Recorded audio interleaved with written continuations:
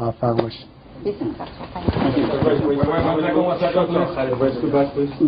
شما بس بوده که نه جلوی خیلی خوشحال شدم از ملاقات با شما. خیلی خوب با شما آشنا شدم. شنیدم رسانه شما خیلی منطقی و خیلی مستقل.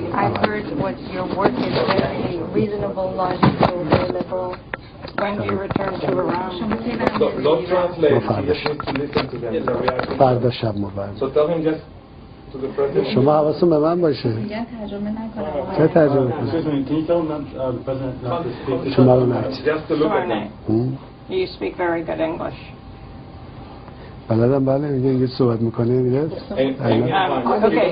just tell him to say anything. We'll just for 1 second. Just look. One, just say anything. They want us to act. 1,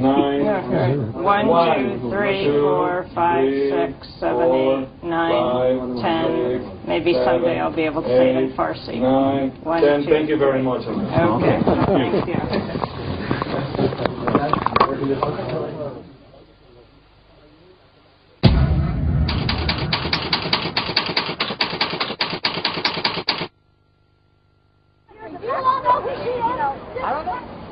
I would ask, why is it that anyone tolerates a president like Ahmadinejad? This is not the film you're about to watch. This film was made last year by a young Iranian-Canadian filmmaker. That filmmaker was me. My name is Nژاد. I came to Canada when I was a teenager. I was like any other immigrant, and I started to enjoy what I guess you can call Western freedoms. This new world got me so fascinated that I chose to study Western history at university. I was captivated by ideas like democracy, human rights, and liberty. I even became a student rights human activist. But just as fast as this new me started to take shape, the old Iranian me began to fade away. From my new home, I began to see my old home, Iran, in a different way. The media told me Iran was a repressive state with an authoritarian government. But then I would sometimes talk on the phone with my dad in Tehran. He would tell me a different story, but still, he couldn't be right. A view strongly, yet strangely held. I graduated from university, worked as a journalist, and I remained confident in the Western paradigm. But then I saw this man, the controversial Iranian president Ahmadinejad, the man the media loved to hate. He was speaking live on TV from Columbia University in New York. This speech got so many different reactions among my friends in Canada that encouraged me to make a documentary film, Mr. Ahmadinejad and Canadians. It wasn't that making the film revolutionized what I thought of Ahmadinejad, but one thing was for certain. I could no longer buy the images they attached to him in the West. I was invited to the screening of my film at the University of Toronto. Even though I had just completed a film about Ahmadinejad, I was still curious to know more about his views and policies and the context in which this controversial figure had emerged. After the screening, I got asked so many tough questions that it became clear to me that Canadians were also curious about Ahmadinejad. A journalist from a Dutch-funded Persian language radio channel asked me, "What is Ahmadinejad to you?" انسانی هست به نظر من خیلی جنجالیه و شما الکی جنجالی نمیشی اگر یک حرفی واسه گفتن نداشته باشی. اگر هیچی واسه گفتن نداشته جنجالی نمیشی. پس حتما یه حرف واسه گفتن داری. حالا اون حرف ما میتونیم باهاش مخالفت بکنیم، میتونیم باهاش موافق باشیم. But what did Ahmadinejad have to offer? I didn't know the answer, so that became the topic of my next film. I wanted to make it in Tehran, but I had to keep it a secret. My friends tried to convince me not to go. They said it wasn't safe. American film director Oliver Stone had not been allowed to make a film about Ahmadinejad, so I kept a low profile until I had to let it out. And here's the secret to reveal that I've actually contacted the administration of Ahmadinejad in Tehran and asked them if they would allow me to make a film about him in Tehran. Something that is I'm working on at this point. It's going to be really challenging. They've asked me to send a proposal, which I have, and my take is really a Canadian take. That I've made this film about Mr. Ahmadinejad and the Canadians' perception of him.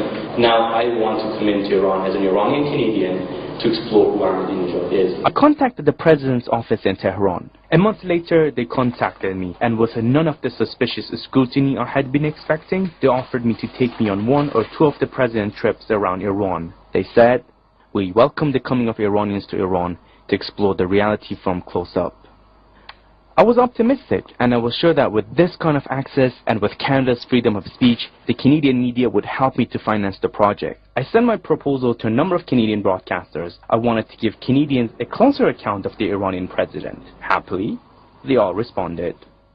Television of Ontario: "Thank you, Milad. Good job for the access. However, we're not interested because your topic is not Canadian. Good luck with your project." CTV: "Hi, Milad. Glad to hear from you. Unfortunately, we're not interested because this is a foreign story and not Canadian enough. Regards."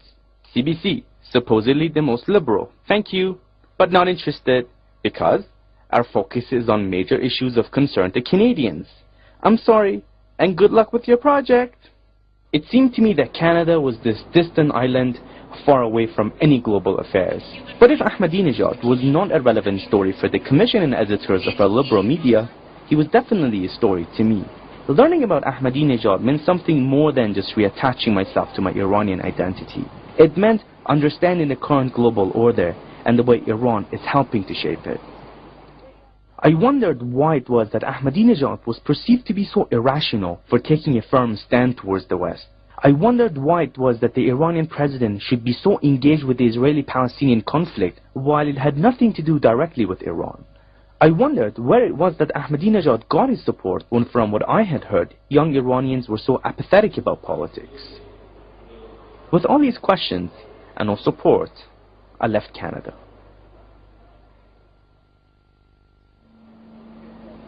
Here I was after almost a decade. My father and sister were there to welcome me.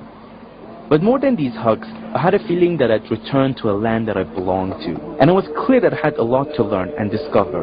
What struck me first was Iran's modern face. It was totally in contrast with the images I had in mind.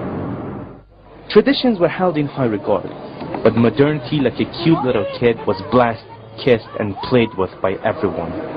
It was hard for me to understand, given what I knew about Iran's harsh stance against the West. After all, modernity is a Western phenomenon, but Iran seemed to have no problem with it.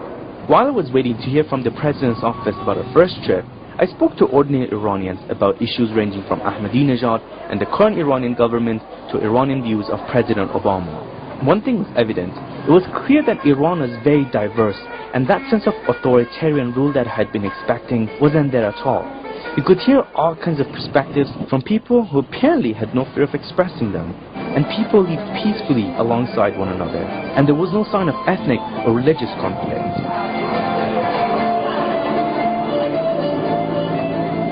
While I was busy making sense of Ahmadinejad's Iran, I was lucky enough to meet with a British journalist working in Tehran. She had organized an interview with 2 young Iranian students, each from quite different extremes of the current Iranian political spectrum. Shima was a master's student studying fine arts. On the whole, she agreed with the current political ideology of the Iranian government. Bahi was quite reversed. A reformist, he sounded dissatisfied. He was studying political science and had taken part in anti-government rallies at Tehran University. His views were a strong contrast with Shima's. What does it mean to be an Iranian?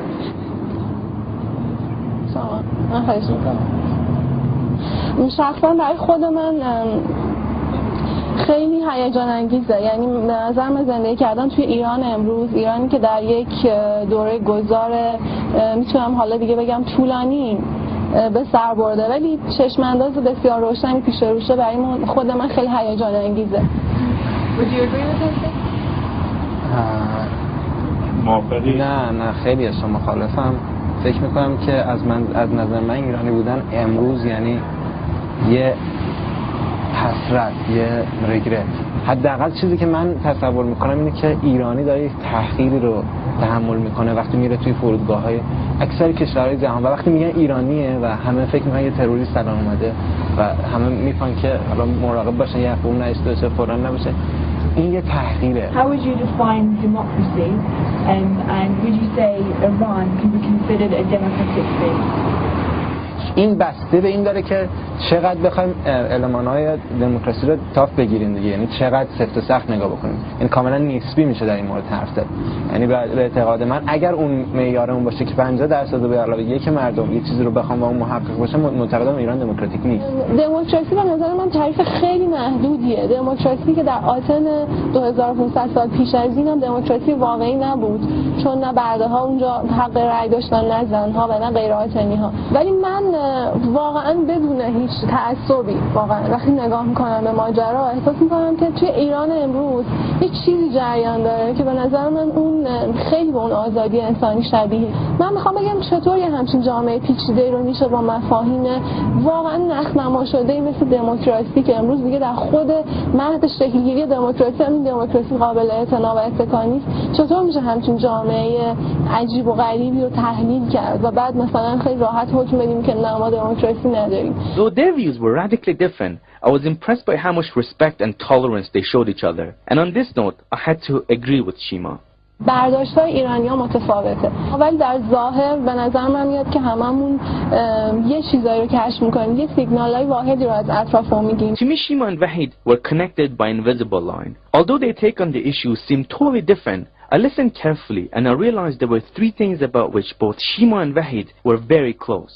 Both of them were suspicious towards the West.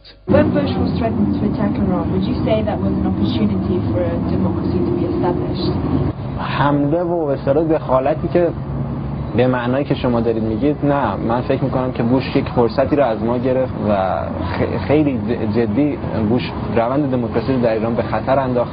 با نطق محور شرارتش ما همواره نگاه میکنیم میبینیم که یه وقفه 40-50 ساله توی دموکراسیمون داشتیم که اون عاملش بیگانگان بودن. بعد این حمله ها موجب شده که یه بیگانه هراسی تو ایران شکل بگیره که این به یه نوعی همون حالا در واقع وحدت ملی‌گرایانه میشه گفتش. اصلا به خاطر اون گذشته، اون ایرانیت تاریخی و تمدنی که ما داریم، اهل به زور پذیرفتن هیچ مفهومی، هیچ کانسپتی نیستیم. Second, both Shima and Wahid, like all Iranians, were proud of their culture and historical roots. Both of them defined the modern Iranian struggle as an effort to revive the spirit of their Persian heritage, even on a global level. ایران یه سابقه مثلا 2500 ساله نمیدونم چند ساله خیلی یه قدمتی داره، یه تاریخ بلنده، یه تمدن، یه فرهنگه که کوروش داریوشه، منشور حقوق بشر کوروشه. مسلماً این ایرانی بودن برای یه افتخار و یه ویژگی هم که باز تو ایران وجود داره اینه که خیلی از ویژگی‌های فرهنگی قومی ما در طول تاریخ به ما رسیده، یعنی همین امروز در دوران معاصر ما باهاشون در واقع زندگی می‌کنیم. برامون مهمه که بدونیم چقدر می‌تونیم اون پیشینه تاریخی اعتقادی رو با خودمون از این دوران گذار عبور بدیم و به مرحله دیگه‌ای برسونیم. شاید به این دلیل که انقدر اینجا توش تاکید میشه پررنگ و ما مدام ازش میگیم و میشنویم، و همین دلیله که یه جور چشم‌انداز برای خودمون تصور می‌کنیم که هر کدوممون سعی می‌کنیم که اون چشم‌انداز زودتر محقق بشه. بنابراین ما شاید بیشتر از بقیه جاهای دیگه دنیا به طور هر روزه با این مفاهیم درگیر هستیم یا بهشون فکر میکنیم. And thirdly, Shima and Wahid both kept talking about the idea of their people or the nation. I'd never heard of my Canadian friends using that kind of language when they talked about national or international politics. It was obvious that Shima had a special kind of trust of the Iranian people, and Wahid's ideas about the rule of the people and democracy were something similar. در ایران یک کلیت واحدی به اسم مردم ایران داریم که اون واقعا اصلا با دو تا چهارتاهای سیاسی جور در نمیاد و به خاطر همینه که اعتقاد دارم. من به مردم ایران خیلی اعتقاد دارم. احساس میکنم که مردم ایران یک چیزی دارن که اصلا نه فقط دولت مردای خودمون متوجهش نشدن هنوز، اساسا برای جهان ناشناخته است. In a way, I felt jealous of Shima and Wahid and of the way they drew on Iran's contemporary history to back up their ideas. So I went to a local library and tried to put Wahid and Shima's views in perspective, and when I got confused, I had my dad to guide me. What was the unity that lay behind the apparent differences of opinion between Shima and Wahid? What was it that made their ideas overlap so much when they talked about the West, about Iran's historical roots, and the notion of people? I asked my dad. ببین بابا جون، این توی کشور یک انقلاب در سال 57 این انقلاب یک شبه یه روزه اتفاق نیفتاد که این ریشه داره تو تاریخ ایران، حداقل تو 100 سال تاریخ ایران. شعار اصلیش هم این بود: استقلال، آزادی، جمهوری اسلامی. این پاسخ به سوال تو بگر تو اینا پیدا کن. تو این سه کلمه شعار آزادی میدادن، به خاطر اینکه خفقان تو این کشور وجود داشت. سالا خفقان، جمهوری اسلامی که میگفتن، بالاخره مردم میخواستن حضور داشته باشن، مردم خودشون تصمیم بگیرن. از نظام شاهنشاهی خسته شده بودن. استقلال وقتی مردم شعار میدادن ناشی از حضور بیگانگان بود تو این کشور. بنابراین این روحیه ضد بیگانگی همچنان ادامه پیدا کرده، همچنان هست در بین همه. The idea of independence reminded me of cries for freedom of the resistance movements in Africa and India during decolonization. But Iran was never a colony.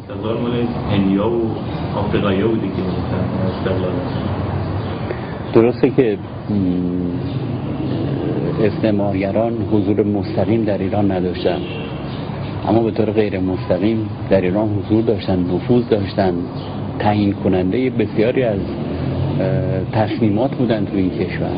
The most prominent foreign influence in Iran dates back to the early 20th century and the active presence of the British in Iran's economy and politics. It was the British that took the lion's share of Iran's oil profits until the industry was nationalized by Iran's democratically elected Prime Minister Mohammad Mossadegh in 1951. The British were deprived of money from Iranian oil and Iran's Shah fled the country. At the time, many Iranians saw the Shah as protecting foreign interests, and an incident shortly after confirmed that suspicion. Kermit Roosevelt was the CIA's Middle East specialist, and he designed a coup in 1953 which removed Mossadegh as a prime minister and reinstalled the Shah. The Shah was back on his throne, and as well as opening the way for American influence in Iran's affairs, he was a lot less tolerant than he had been before. Now, even those at the top had a little say in country's affairs, let alone the ordinary people. The suppression of people's involvement in politics, along with the Shah's commitment to promoting Western values, started to meet resistance. From the perspective of ordinary Iranians, the Shah was an extension of Western domination, which wanted to suppress Iran's indigenous culture and values. Iranians were feeling something close to national humiliation, and they began to look up to a high-ranking cleric of humble origins who took the lead in the opposition to the Shah. Accusing the Shah of being a puppet of the West won Ayatollah Khomeini a lot of support. At the same time as hatred of the Shah was growing, so was a new current in political thinking and literature. Intellectuals like Ali Shariati began to call for a return to the South and a revival of Iranian culture and values. The perceived cultural oppression and national humiliation imposed by Western governments, the Shah's centralization of power, the Iranian Revolution with Ayatollah Khomeini as its head, sought to reverse these trends. The revolution embodied the birth of a national consciousness with three aims. First, to revive the negated values. Second, to open doors for people's participation in politics. And third, to define the Iranian self in relation to an evil Western other. These revolutionary dreams entered not only the language of politics, but of the people themselves. It became a discourse of a uniquely revolutionary kind. And though it's been much challenged and modified over the past 30 years, it's still the dominant discourse in Iranian society. I wondered if President Ahmedی, just 22 at the time of the revolution and a veteran of the Iran-Iraq war, was a direct product of this discourse.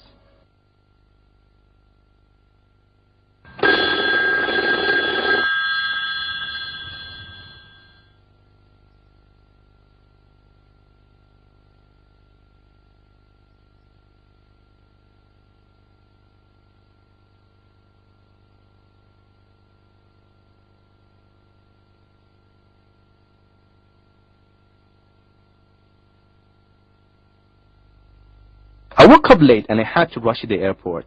I was full of excitement and questions, but of course, no cameraman. It's 6:42 right now, and I'm supposed to be there in about 3 minutes. We're traveling with the president to one of the cities that I haven't been told of. So I'm almost prepared.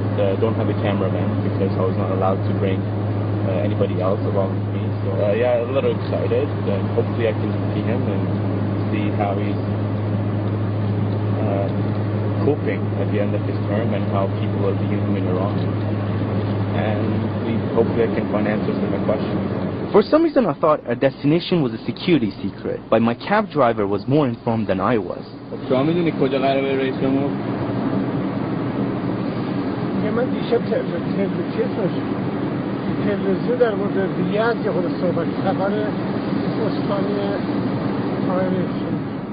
I knew that Yazd was a historical city, and like always, the cab drivers turned out to be the best source of information. شهر یزد اولین شهر خشت خام جهانه و دومین شهر قدیمی بعد از ونیز ایتالیا. To me, Yazd was like Iran in microcosm, the embodiment of longing for modernity in a traditional setting. But beside the historical and symbolic significance, I realized later that city is also significant politically. Yazd is the hometown of former President Muhammad Khatami. Khatami was a reformist, and some of his policies were strongly opposed by Ahmadi Nژاد, who was very much in the camp of the principalists. Yazd showed me a political divide between this Ahmadi Nژاد supporter and reformists who did not favor many of Ahmadi Nژاد's policies. نقد بزرگ شاه به احمدی نژاد چیه؟ نقد بزرگ قابلش نه والا ما چپی خاتمی عشق از عملکرد جناب احمدی نژاد واقعا راضی ام. خیلی خوشم میاد، هرچند اینکه نمیشناختمش، نه رأیم بهش حتی ندادم اینو بگم. احمدی نژاد دروغگوی بزرگ، ولی الان دوست دارم مثل آقای چاوش یه طرحی پیاده بشه که حتی آقای احمدی نژاد بتونه تا چند سال دیگه تا طرح دیگه هم باز شرکت کنن انتخابات دیگه. اگر اینجوری باشه من تا عمرم با آقای احمدی نژاد رأی میدم. Yazd was also the city where this Tehran University professor asked a question that I had in my mind for a long time. دنیا مونده این چه ملتیه؟ اینو خاطری ندیده فردا احمدی نژاد. آخه شما ببینید اینا سمبولن دیگه. تو دنیا رئیس جمهور نماد یه ملته. Eventually, I did make it to the airport, though very late. I just got here a minute ago. Journalists are walking towards the president's airplane. So we're going to the city of Yazd, city in the central part of it. I am very excited.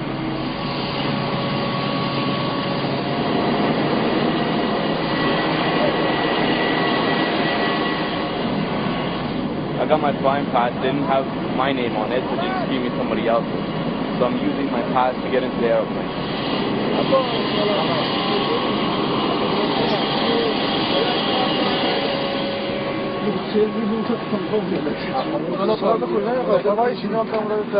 بخیر جناب آقای دکتر احمدی نژاد، رئیس جمهور محترم ایران و هیئت محترم همراه. مقصد ما یزد میباشد. مدت پرواز 50 دقیقه و انشاءالله تا ارتفاع 29,000 پایی پرواز خواهیم داشت.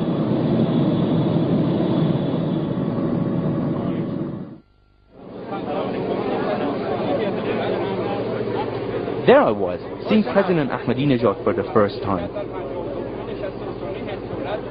He looked casual as always, appearing in his famous jacket. A jacket that's been interpreted in so many ways. Some say it's his way of identifying with the ordinary people, reminding them that he's one of them. Others say it's a challenge to the Western style of diplomatic dress and a symbolic alternative to the world's dominant perspective. But at that moment, I couldn't see any alternative. There was nothing informal about the way he was welcomed by a group of officials who were there, first and foremost, to pay their due respects.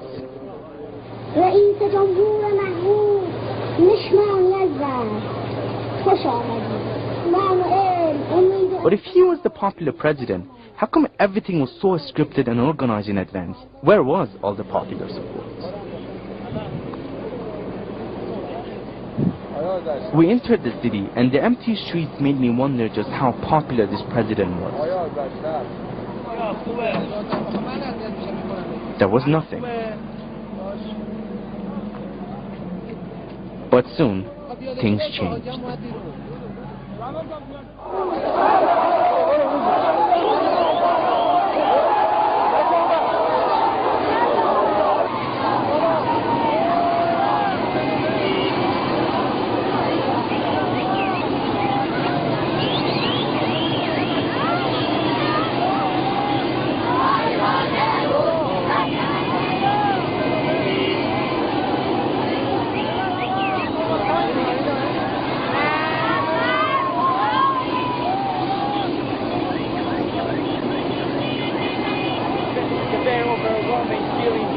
Although the scene is almost the same, but it's really hard to stop filming. There's something absolutely overwhelming about the presence of this crowd here supporting Ahmadi Nژاد.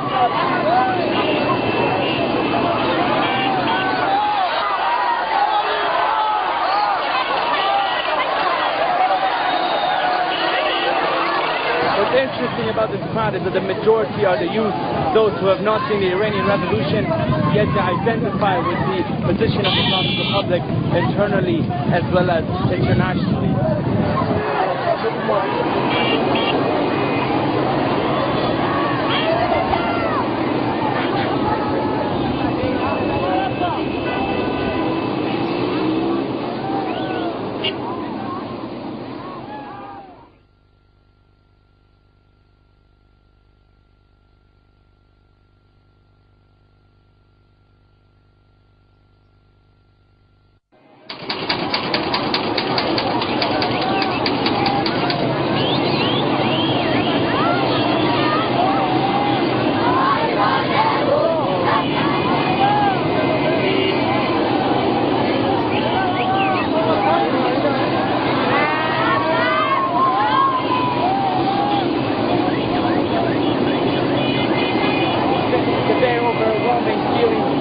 Although the scene is almost the same, but it's really hard to stop filming. There's something absolutely overwhelming about the presence of this crowd here supporting Ahmadinejad.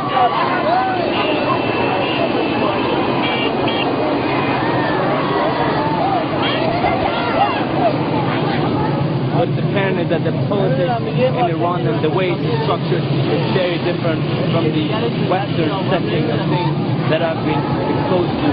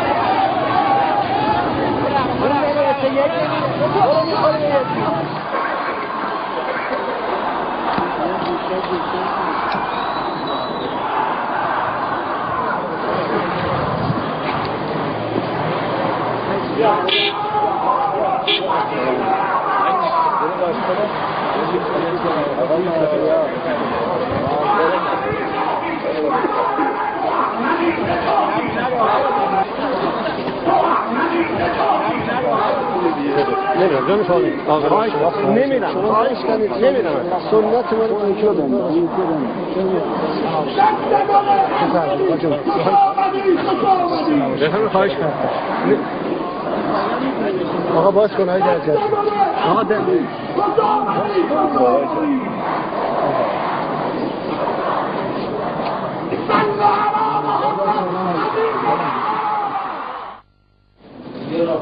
There I was after lunch, settling in at the hotel. It's 2 o'clock right now, and we're just going to a hotel that the presidential house has designated for the journalists and the filmmakers. Well, there's only one filmmaker, and that's me. I'm absolutely exhausted.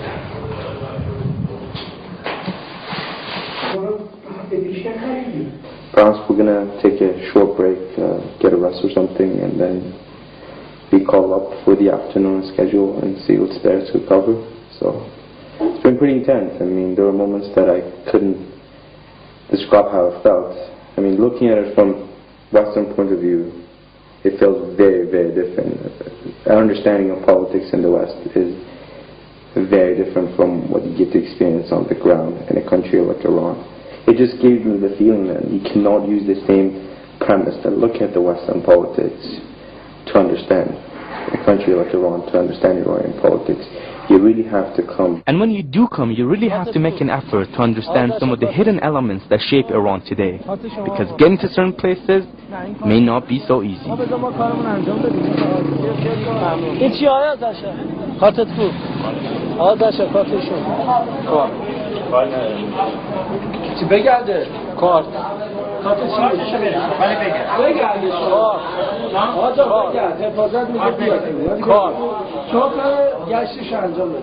This was where Ahmadinejad was said to meet a group of veterans of the Iran-Iraq War and the families of soldiers who had died. The minute I was through the security, I realized that I was entering a place where everyone seemed to be an unconditional supporter of President Ahmadinejad. Well, perhaps I was wrong about that. I asked this war veteran just how much he considered himself a supporter of President Ahmadinejad's policies.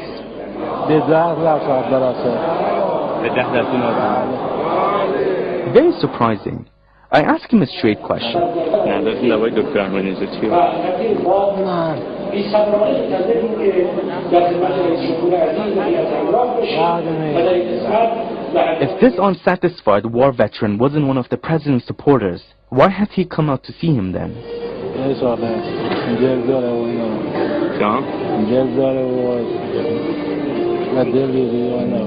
دل داره؟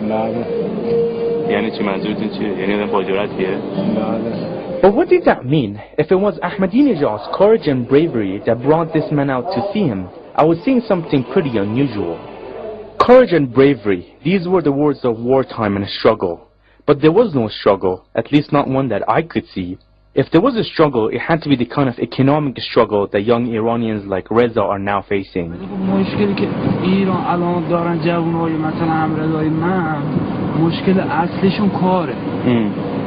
واقعا مشکل که یه معضل بزرگیه. So I put it to another war veteran. How could he support Ahmadinejad given Iran's economic problems? یه تفاوتی هست بین واقعیت و حقیقت. حقیقت تفاوت داره، اشتباه میکنه ما. واقعیت اون چیزیست که تو دست ما هست. ولی حقیقت اون چیزی هست که بایستی بهش برسید. و این دولت ممتازتر از بقیه هاست. But I wasn't at all sure what he meant by truth or reality, and what was so special about Ahmadinejad's administration that made him call it the finest.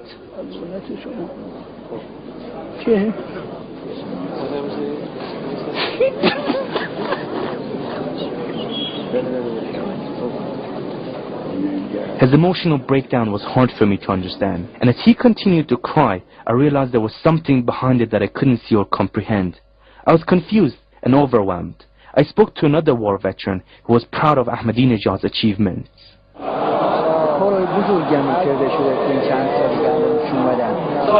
مثلا چی؟ همین که تعلیق را برداشتن و هستی را از رو به راه انداختن خیلی کار مهمه. There I think I had it. Ahmadinejad's perceived success was in defending Iran's nuclear rights against Western pressures. So the invisible struggle was Iran's fight against national humiliation and Western domination. میخوام توقود دنیا بگم تو سر کار باشید، مرئیسیم، نوایسید، مخلصم، شکلم مخلصم ما باشید. واسه اینجور انسان‌هایی که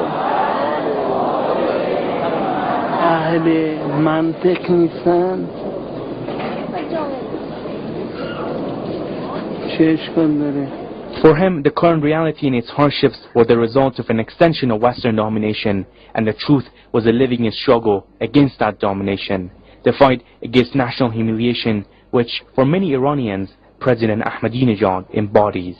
ملت ایران همیشه ملت عزیز و مقتدر و سرافرازی بوده. اون زمانی که ملت ایران کتاب نجوم می نوشت، معادلات سه‌بعدی و چندبعدی رو حل می‌کرد، پایه‌های پزشکی جهان رو می‌گذاشت، پایه‌های مهندسی جهان رو می‌گذاشت، پایه فرهنگ جهان رو می‌گذاشت، خیلی از اینایی که امروز مدعی ملت ایران هست هنوز همون نمی‌دونستن چی هست.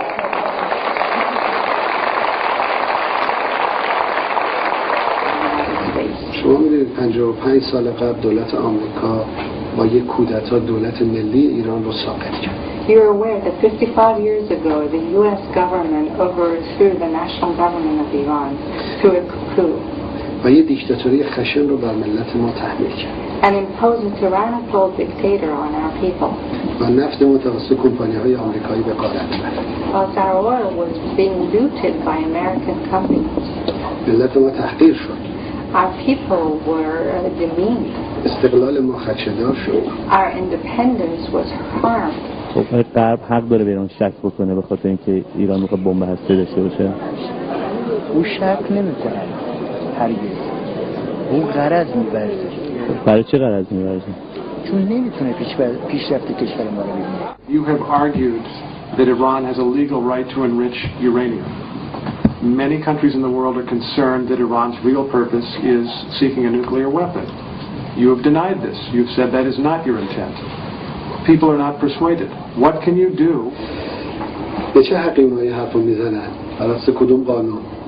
What right do they have to make such demand on us? Based on what legal system or what international regulation and law? Exactly where do they find the legal basis to demand such things from our own people? Whilst they are enjoying nuclear energy, they're telling us not to. مثلا تا حالا براتون چیکار کرده؟ آخه برامون هیچ کار نکرده باشه. میخواد چیکار کنه؟ اون که داره از ملت ما دفاع میکنه. دیگه بس. همین کافیه؟ همین ارزش‌ها زیاده که از ملت ما دفاع کنه. خب چرا فکر می‌کنی ملت ایران دشمن زیاد داره؟ از قدیم تا حالا داشتن ذکر ما بودن. چرا؟ میخواستن کشور ما رو ویران کنن. اینا از گذشته نمیخواستن که ملت ایران پیشرفت بکند. ما یه منافعی که 200 سال دنیا دارن میخوان تنگ و یک کشور ضعیف نمیزه. کشور ضعیفی خواست روش کنن نمیزه. چون رقی روشون میشه به ذره روشون میشه. حالا من میخوام در حضور شما بگم شما میخواستید ما رو تحقیر کنید، شما میخواستید مانع پیشرفت ما بشید. امروز ملت ایران یک کشور هسته‌ای است و غنیسازی اورانیوم رو در اختیار داره.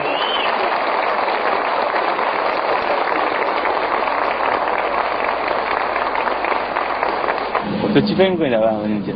والا الان معلومه که ایران رئیس جمهور داره.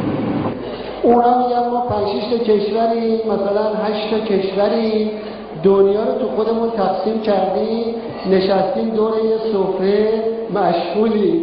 حالا یه ملتی پیدا شده به نام ملت ایران، حالا خودشون هم کتابی نشستن، کتابخونه‌ای. حالا یه ملتی پیدا شده اومده میگه آقا بشین کنار ببینم تو برای اینا جای من رو باز کن. اونا از این ناراحتن.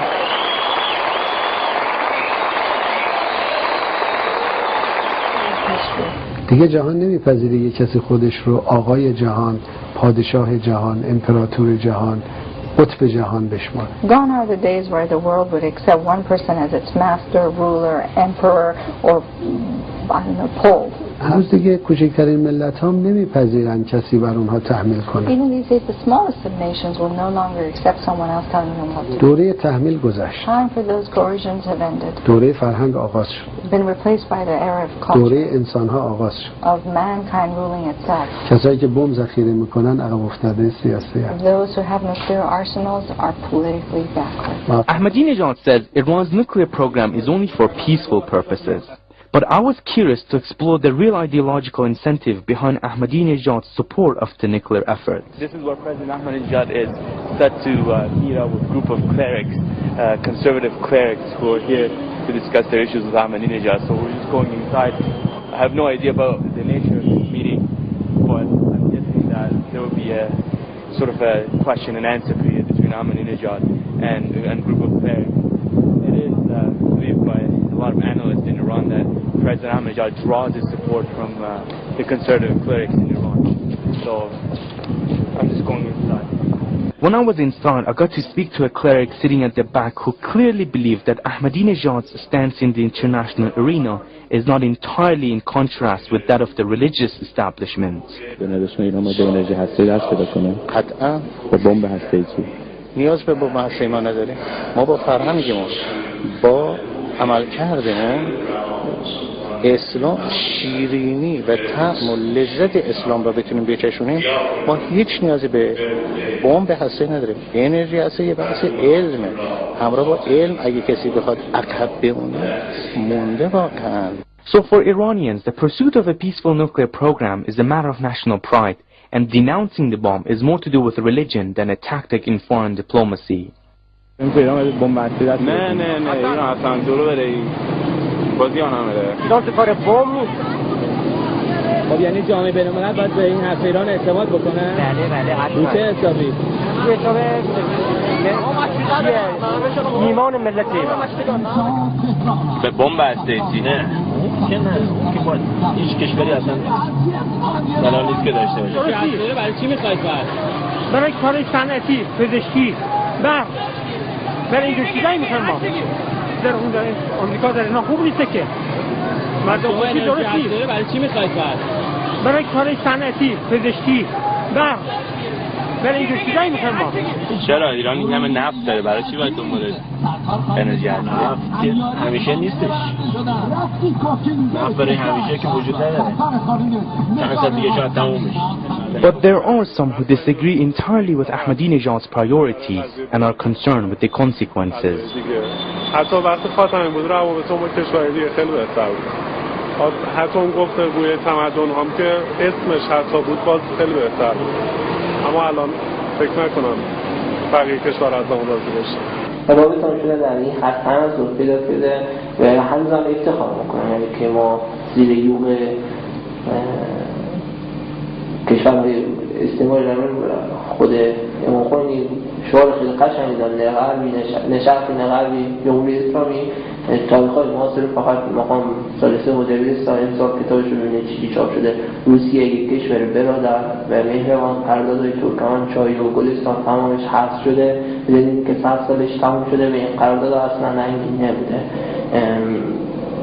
نمیدونم مادرم خودمون میفروشیم به روسیه که تاریخ کاملا اثبات کرده برام که بزرگترین ضرر رو دوران قاجار همین روسا به ما دادن فقط به خاطر اینکه روی این سری شعارهای قدیمی پاپشه.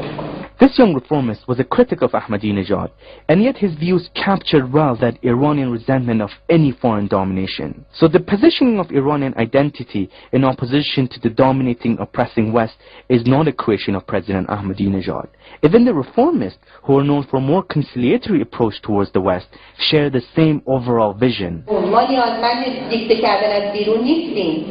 ما این ظرفیت‌های داخلی که داریم اگر به درستی استفاده بکنیم در واقع این امکان برامون وجود داره که بتونیم بر اساس ظرفیت‌هایی که خودمون براش تلاش کردیم و خودمون اونها رو ایجاد کردیم انشاءالله با منابع ایرانی و اسلامی بتونیم در واقع همین جنبه الگویی رو که خداوند این امکان رو به ما داده در منطقه But reformists believe engaging the West to be a safer way of ridding Iran of its dominating influence. But the mentality which Ahmadinejad represents believe that approach has failed, and the Iranian self can only be constructed by opposing and denouncing the other. For Ahmadinejad, the nuclear crisis is just another way in which the West wants to dominate Iran, an unacceptable return to the past. این داغ را هرگز کسی باور ندارد. این پیشوای کیست مردم سر ندارد.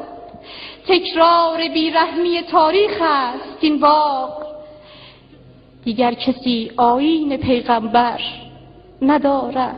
Accepting the West's orders would be nothing short of national humiliation, a source of incomparable pain for a country which has already suffered so much. Perhaps it's all that accumulated historical pain that explains Ahmadinejad's tough stance against the West, regardless of the cost. Ahmadinejad represents a part of the Iranian national psyche that's hypersensitive to any kind of domination, and for him, Israel, in particular, is just another example of foreign oppression, which has to be wiped off the map. As you know, Mr. President, you are known in much of the world, and not only in the United States, as the man who wants to wipe Israel off the map. Are you?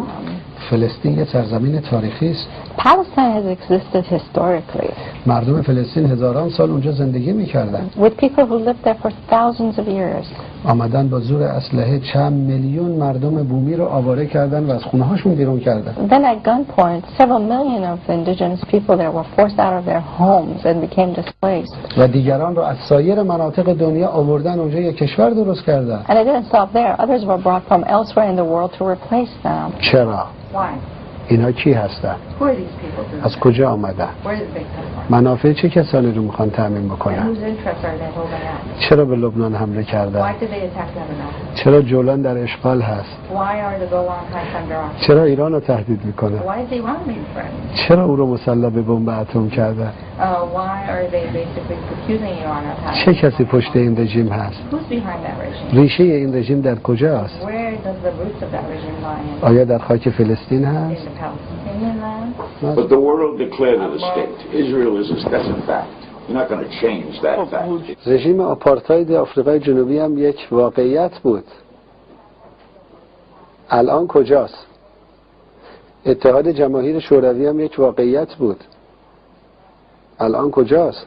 محو شد. It did disappear. چجوری محو شد؟ But exactly how? با رأی مردم. It was through the vote of its own people. در فلسطین هم باید اجازه بدیم مردم سرنوشت خودشون رو تعیین کنن. And so therefore in Palestine too we must allow the people, the Palestinians, to determine their own future. وقتی ما میگیم محو بشود یعنی جنایت محو بشه، آدمکشی محو بشه، ترور محو بشه، تجاوز و اشغالگری محو بشود.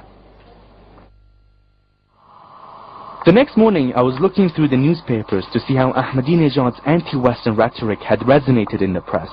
Right then, I was told the next stop on the president's itinerary. Right behind that door is Ahmadinejad's cabinet meeting in the city of Gaza. خودتو میگیری؟ خودتو میگیری؟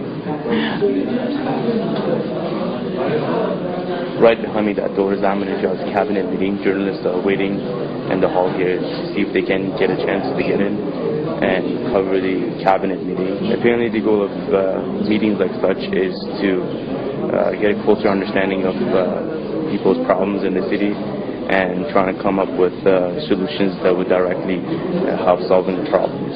I couldn't wait to get in and see the officials who run today's Iran.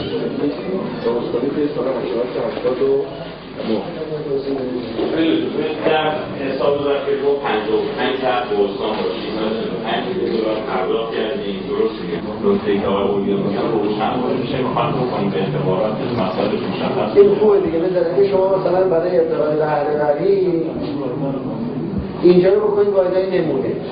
این چیز خوبیه دیگه. الان بالاست. الان بالا همین بکنید اردو این روش ها منتقل شه به کشور.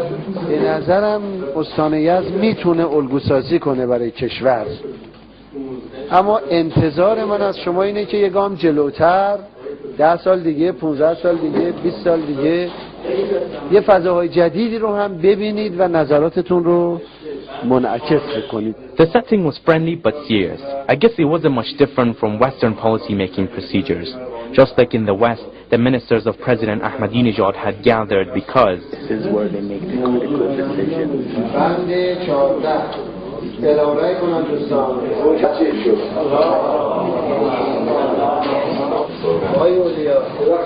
این بعدی که دیشب داشتیم راجع به بهره‌وری بخش صنعتی واقعا چالش بزرگ صنعت ما بهره‌وری داره باورپذیری.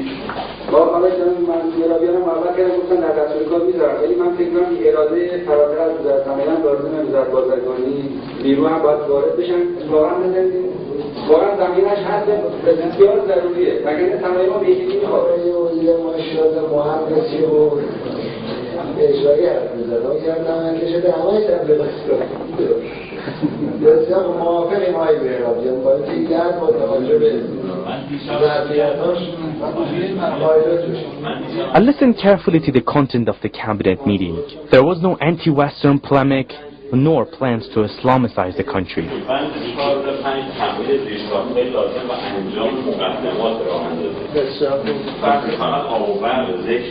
But there was enough talk of infrastructure, gas, development, and in short, modernization of Iran. Ahmadinejad, as a civil engineer himself, is obsessed with the idea of developing Iran's infrastructure.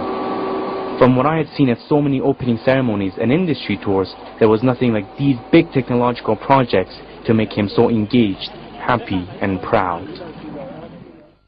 این از بیاری خداوند تونستیم که کار انجام بدیم و ایستادیم و تونستیم که خیلی منزل بشیم. حالا خواستیم با همین شعار شدیم بگیم ارزان پیدا کنیم که واقعا ما میتونیم که علیه آزار زحمت بکشن به همین موسیقی بکنن به توانستیم با امید خداوند استارت کار شما هستش. من اینجا بچه‌م میام که من نه چون من حقیقتا نمیتونم چنین جسارتی چرا؟ چون خیلی که زحمت کشیدن اینجا خیلی که زحمت کشیدن من نمیتونم کون جوانی که بیرون بود آره شما خواهدون یه سر میتونه از بعدا به ایشون من میگم بیاری خداوند و به یاد خاطره امام راحل و شهدای گناهان. بسم الله الرحمن الرحیم.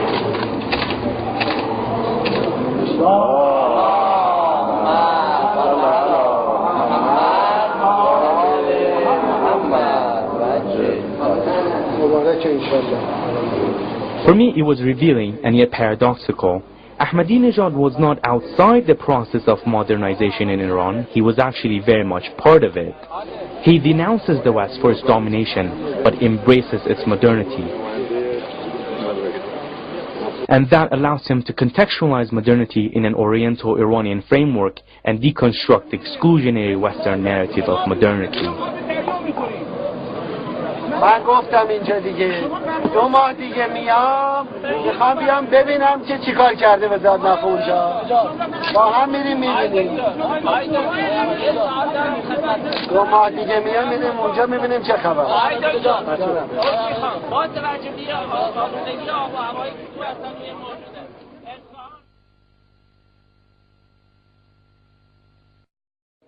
آره شما خواهدون یه سر میتونه از بعدا به ایشون من میگم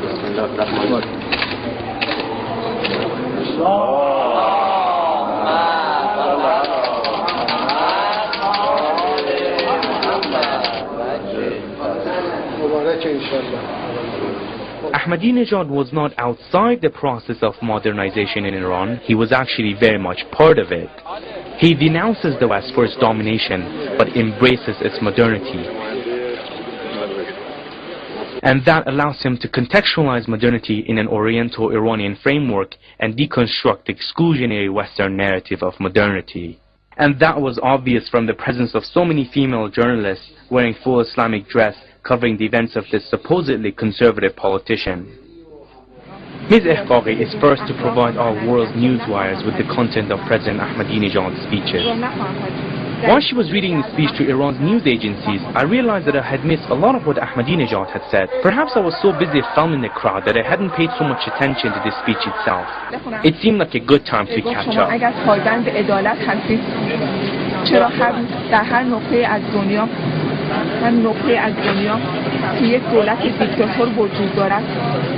تحت حمایت شماست و شما او رو پشتیبانی میکنید. اگر تابع عدالتید چرا سازمان‌های بین المللی را تحت سیطره خودتون قرار دادید؟ اجازه نمیدهید بر اساس عدالت حقوق ملت‌ها رو تأمین بکنند. چرا شورای امنیت را از کارکرد واقعی خود دور از کارکرد واقعیش دور کرده اید و به یک ابزاری در دست دیکتاتوری خودتون تبدیل کردید؟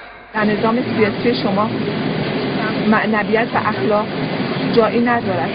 پس چگونه شما میخواهید بر اساس اخلاق، بر اساس لطف و محبت رابطه بین ملت‌ها را تنظیم کنید؟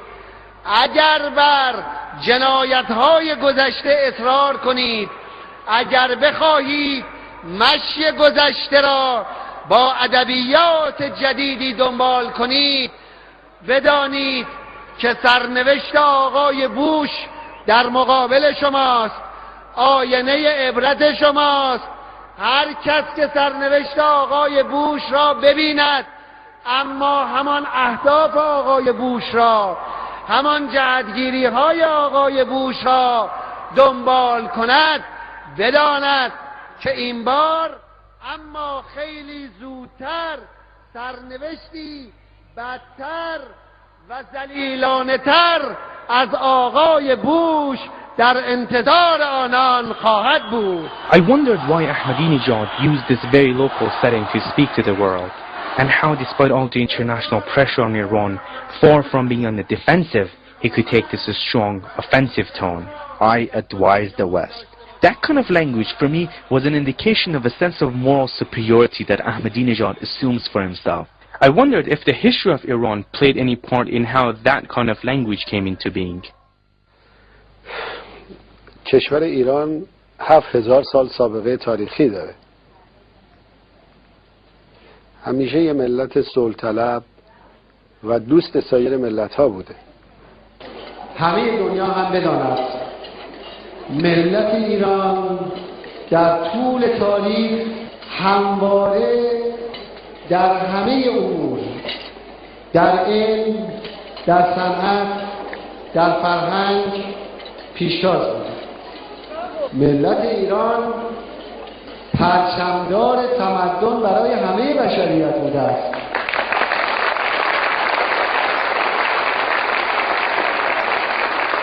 Ahmadinejad's proud references to Iranian history reminded me of Shima and Wahid, who despite their differences were giving voice to the same proud revolutionary discourse that aimed to revive indigenous values suppressed by many years of foreign domination. Of course, being proud of Iran's cultural heritage is not a product of the revolution, but the confidence to take this moral, cultural and historical high ground to speak to the world is a 100% revolutionary phenomenon. It's this assumed historical responsibility backed by a large measure of post-revolutionary confidence that arms Ahmadinejad to take this condescending tone towards the West, speak of the end of American empire, or to tell reporters that he feels sorry for George W. Bush. How much are you going to miss President Bush? چقدر دلتون برای آقای بوش روی صحنه جهانی تنگ خواهد شد؟ تا چه میزانی دلتون تنگ میشه؟ ببینید ما دلمون برای همه میسوزه. You see, we in fact feel sorry for everyone. اگه ببینیم یک کسی کارهای زشت میکنه ناراحت میشه. And it saddens us if someone engages in actions that are not appealing. شما میدونید بیش از 1 میلیون نفر در عراق کشته شدن و زخمی شدن. Do you know that over 1 million people in Iraq have either been killed or wounded? و صدها هزار نفر در افغانستان. And hundreds of thousands of people in Afghanistan. برای چی؟ So how does it help you to come to New York and make and say some of the things you do about the end of the American empire and that Israel is on the slope toward disappearing? ما داریم خبر میدیم. You know, I'm just simply informing others. اگه بعضی دوست ندارن اخبار بشنون، some people don't like to be informed of the news, that's fine. ما داریم خبر میدیم که امپراتوری آمریکا به پایان رسیده. این کمک به سیاستمداران already. This is giving assistance to politicians here in the way they think. که رفتارشون رو عوض کنن. It's really helping them so that they can think of changing their behavior. Their empire is coming to an end. شما که نشانه‌هاشو خوب دارید می‌بینید. You are clearly seeing the signs yourself. ما داریم خبر بهشون میدیم. We're just informing them. And not only does this post-revolutionary sense of cultural integrity strike at the heart of Western political philosophy, it also challenges some of the West's conventional cultural practices, whether it's homosexuality, political freedom, or the aggressive tone of an American journalist. ای کاش خودتون معرفی میکردید که من بیشتر آشنا بشم. I wish you would tell me your name so that at least I would know you better. خیلی خشک شروع کردیم. It was a very dry introduction. My name is Bruce Wallace. Hi, Bruce Wallace. And you? Devon Maharaj. Maharaj. And Richard Boudreaux. On this issue of human rights, we go to the issue of homosexuals. You're saying they don't exist in Iran. Would you like to clarify? پارسال من نگفتم وجود ندارن، گفتم این جوری که در اینجا هست در ایران نیست. I didn't say they don't exist. I said not the way they are here. در ایران این کار یه عمل بسیار زشته. In Iran, it's considered as a very unlikable and abhorrent act. مردم از این کار بدشون میاد. People simply don't like it. بنیانهای جامعه رو متلاشی میکنه. It shakes the foundations of a society. بنیان خانواده رو متلاشی میکنه. The family foundation. انسانیت رو از بین میبره. It robs humanity. مریضی ها رو توسعه میده. It brings about diseases. این افتخار نیست برای جامعه آمریکا که بگه ما از همجنس بازی حمایت میکنیم. It should be of no pride to the American society to say that they defend homosexuality. این اصلا کار خوبی نیست که به دیگران رو به خاطر اینکه ممنوع میکنن میخوایم اونها رو بدنام کنیم یا بگیم کار زشتی کردن. It's not a good act in and by itself to then hold others accountable for abandoning it. اتفاقا اسمش آزادی هم نیست. And it's not called freedom either. چرا در غرب همه مرزهای اخلاقی متلاشی شده؟ Why is it that in the West all moral boundaries have been shaken? برای اینکه یه عده میخوان رأی بیارن، حاضرن هر کار غیر اخلاقی رو مجاز بشمارن. Just because some people want to get votes, they are ready to overlook every morality. ولی اگر کسی تو خونه خودش در خفا کاری بکنه کاریش نداره کسی. Sure, if somebody engages in an act in their own house without being known to others, we don't pay any در attention to محدوده that. شخصی خودشون افراد کاری میکنن آزادن. People are free to do what they like in their private realm. من از شما سوال I میکنم. ask you.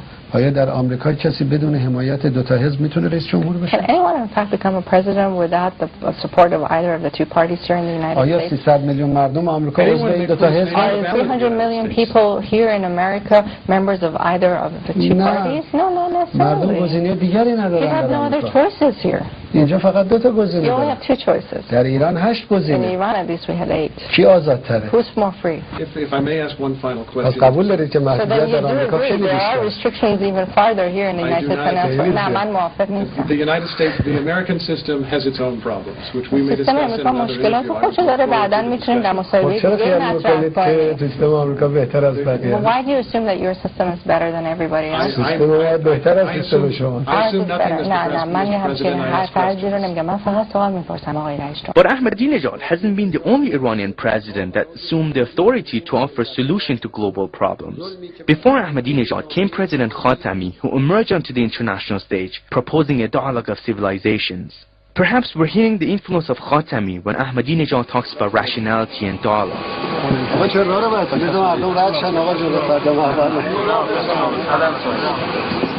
At any rate, it seemed hard to accuse Ahmadinejad of being aggressive. اهل گفتگو هستیم.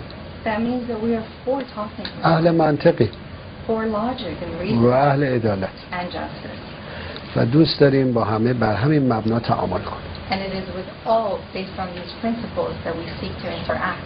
فکر میکنیم این به نفع همه است. We think that this will benefit everyone. بشر از یک دوره‌ای وارد دوره دیگری می شود. یه دورانی از زندگی بشر به پایان خودش رسید، یه دوران جدیدی داره شروع میشه. دورانی که به پایان رسیده دوران زورگویی و تفنگکشی و هر کی کلاهکاش بیشتر بود نشانه پیشرفت و قدرتش بود، هر کی سلاحاش بیشتر بود ارتشش گنده تر بود نشانه پیشرفتش بود. این دوره به پایان رسید. چرا با هر کسی بخواد حرف بزنید یه چنگ و دندون نشون میدید، یه تفنگ میبندید اینجاتون، تا بخواد حرف بزنید دستتون رو میذارید روی تفنگه؟ من میخوام در حضور مردم ایران بگم بابا دوران تفنگ و تفنگ کشی تمام شد.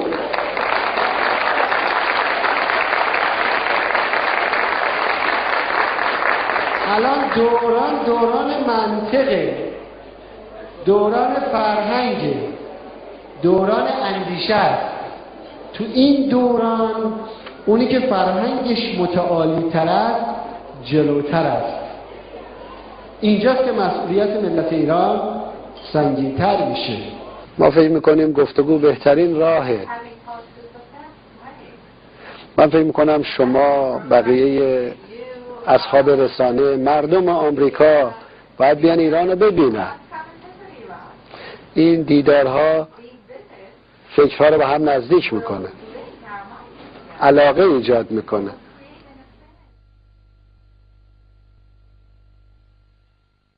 Right here, we have Ahmadinejad's plane. He's about to leave the town.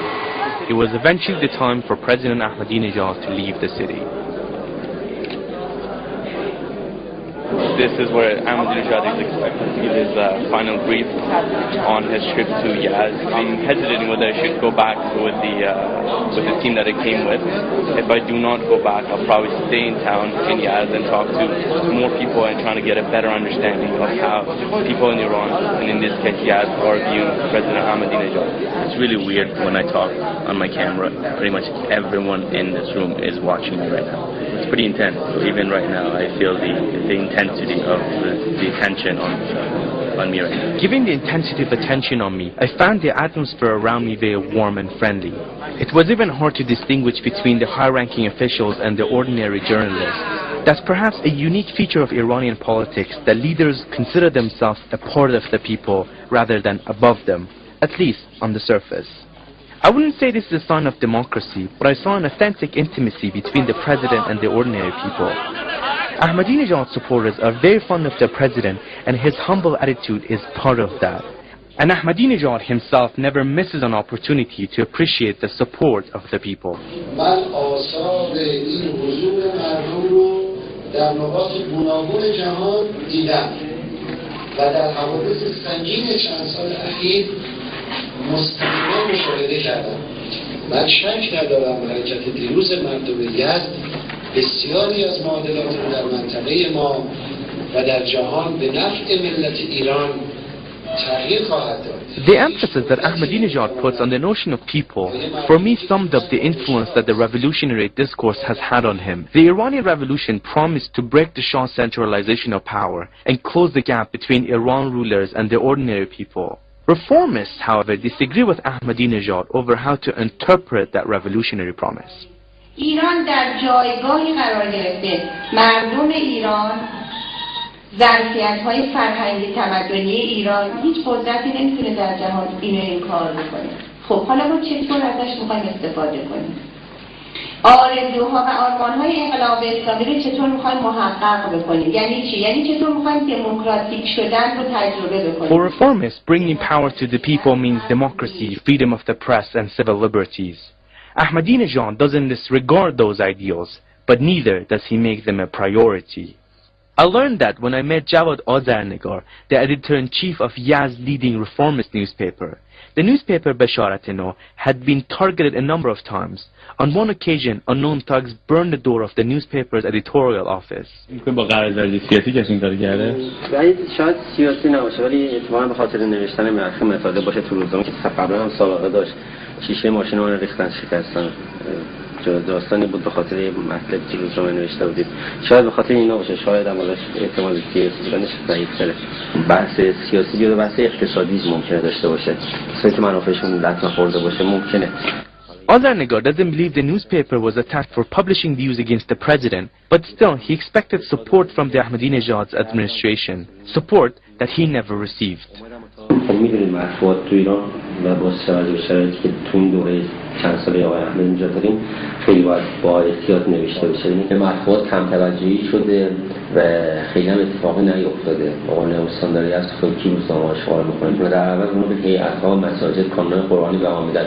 من یه نامه‌ای نوشتم خواهم سفر به آقای صفار به آقای رئیس جمهور آقای صفار چندمین بار هست به یزد اومده ولی هیچ دفعهش کار مطبوعاتی نشده و مطبوعاتی دیداری نداشته. خب حالا باشه برای دفعه بعداً چی باشه و چجوری باشه. For Ahmadinejad, empowering the people meant a kind of intimacy, the ability of the ordinary people to communicate with their president and for him to address their needs. خیلی دوستش دارم. چرا دوستش داری؟ خیلی مرده. چرا دوستش داری؟ تو کارا بره با که چی کار کرد؟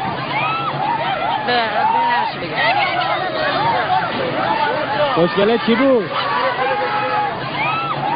مردم میگن ما آب دریا بودم شما آبشون بکنید با هم همشون رو برس پولی نمیشه آقا 4 تا آبشیری کن مثل دار مردم بگید چی میشه 4 تا آبشیری 20 میلیارد تومان بذارید آب کل منطقه آقا جون باید یه تلاشی بکنید اینایی که اینجا کار میکنن طولانی یه 30 سالشون کم میشه چون سختی کار دارشون به خاطر هوا خاطر هوا که هوا خراب نیست. آقا صاحب کنید نامه‌شون رو بگید نامه‌شون. It wasn't until the middle of our trip that I learned the significance of these letters. They all end up here. As you may have noticed, when President was entering the city, a lot of people were throwing letters to the President. What happens to those letters they get collected all at once at a place like this where workers are females. چرا بیشتر خانم‌ها هستن که اینجا دارن کار می‌کنن؟ چون بیشتر شاید مسائل شخصی مربوط به خواهران باشه در نامه که ما اکثریت نامه شاید بیش از نیمی از نامه مربوط به خواهران باشه و مسائل خصوصی هست که خواهران نوشتن و اصطلاح نیست که حالا به هر شکل خونده بشه توسط برادران، اینکه این قسمت را کلا گذاشتن در اختیار خواهران. And then it gets sent off to different organizations under the administration of Ahmadinejad for necessary follow. It's a pretty innovative approach, I found at least, and apparently it works. So, and it's pretty impressive having all these women working here and helping the problems of the country to be addressed.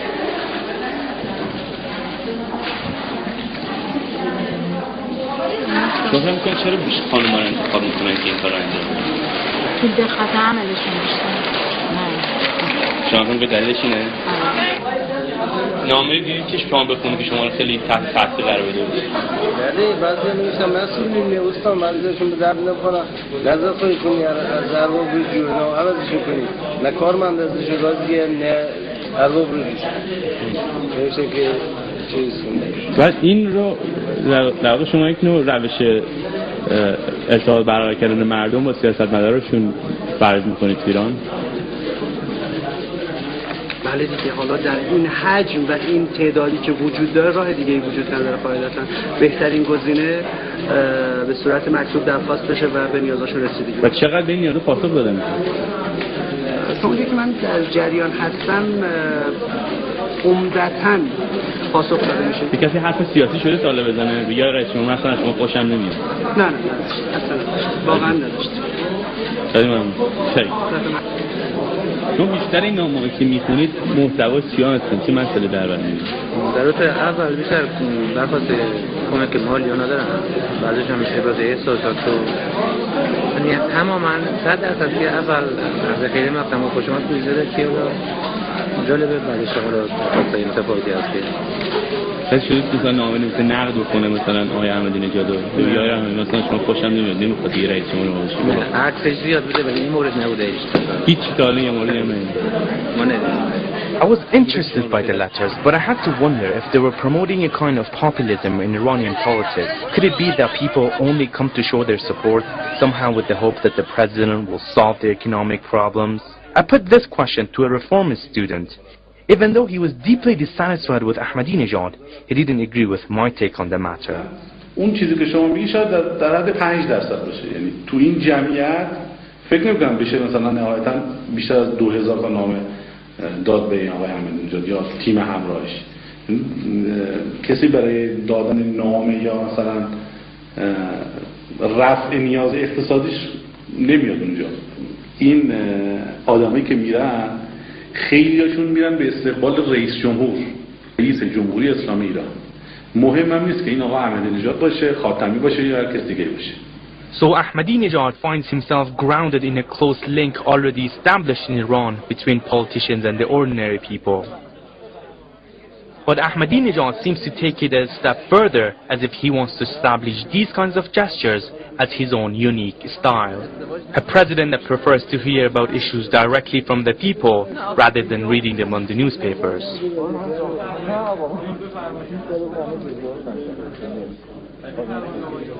And how can this filmmaker from Canada miss the chance to shake hands with such a controversial personality?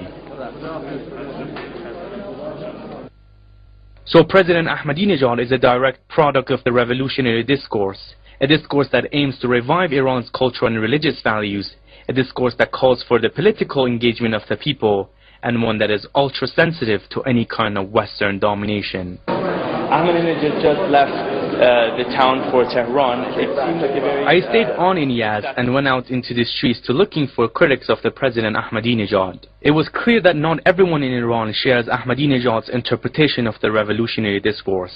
Iran is a land of diversity, so it's impossible to say that Ahmadinejad represents all of Iran. But perhaps the opposite is true. Iran could very well represent President Ahmadi Nژاد. از کانادا اومدم تازه. کلا میخوام ببینم که احساس کلی مردم چیه مثلا. یه واقعیت خیلی عالیه. شما خودت ایرانی هستین؟ بله. چند وقتی از بیرون دادی؟ خب چه جور دیدید؟ چیو؟ رسومای فعلیه. تو خارج از کشور مثلا میگن که یه بنیادگرای اسلامی میخواد اسرائیل از صحنه روزگار حذف بکنه، یه همچین شکلی داره، از تصویری از ایشون کشیده میشه. یه فیلمی هست داوینچیکو دیدین؟ آره. فقط اون دیده باشید دیگه اصلا فیلیسم و نمیدونم این چیزا دیگه اصلا فلسفه‌اش بعد کامل خیلی آزادی که توی مملکت ما هست متوجه هستید؟ شما میگید کمتره، شما میگید کمتره ولی من میگم بیشتره. بهتره، میتونیم بگیم آزادی ما بهتره. بهتر آزادی ما بهتره. کمتر از بیشتر. بهتر خوبه. اینجا آزادیش بهتره. چرا؟ میتونیم اینو توصیف کنیم؟ توصیف کسی نباشیم دیگه. ما خودمون تصمیم بگیریم. هیچ کشوری رو ما تاثیر نمیذاره. یعنی ما خودمون کار کنیم. مثلا همه کشورها آمریکا بهش برنامه بده دیگه. ولی ما خودمون آمریکا دخالت نمیتونه بکنه. برای اینجوریه. ایشون یه مهندسه، متوجه هستید؟ یه مهندس یه قسمت همین مملکت سرکیمتی اینجا کار میکنه. انقدر آزادی داره که ابتکاراتی داره انجام میده که من فکر میکنم یه مهندس 50 ساله تو کشوری آزادی نداره. متوجه هستید؟ یعنی شما ببین آزادی به دوستان خیلی چیزای دیگه نیست. آزادی اینه که من بازم دستم باز میتونم خیلی کارایی بکنم. ریسک خیلی راحت میکنم من.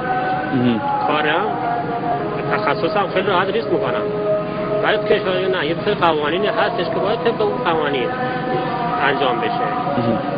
من تهش رو بگم تمام اینا که اینجا هستن بیشتر از 90% از این حکومت خوششون و راضی به تغییرش نیستن، راضی ان که بهتر بشه. یه مدتی شروع کرده، خب همه میخوان بهتر بشه، هیچ که نمیخواد این بره یکی دیگه بیاد. برای ما هم آقای احمدی نژاد یا آقای خاتمی اینا زیاد فرق نداره. خب مهمه که بعد بهتر بشه. خب آقای احمدی نژاد توی زمانی مثلا نیاز که ایشون بیاد، به زمانی نیاز آقای خاتمی بیاد. خب مردم باید ببینن الان نیاز به کی هست. من به فرض مثال من که نمیتونم بگم آقا مثلا فلانی بیاد بهتره. خب همه عموم تصمیم میگیرن که الان ما باید آقای خاتمی بیاد یا آقای مثلا احمدی نژاد بیاد. ما ببینیم از لحاظ سازندگی عقبیم یا از لحاظ مثلا وزارت خارجه یا چیزای خارجی اون مثلا ضعیف.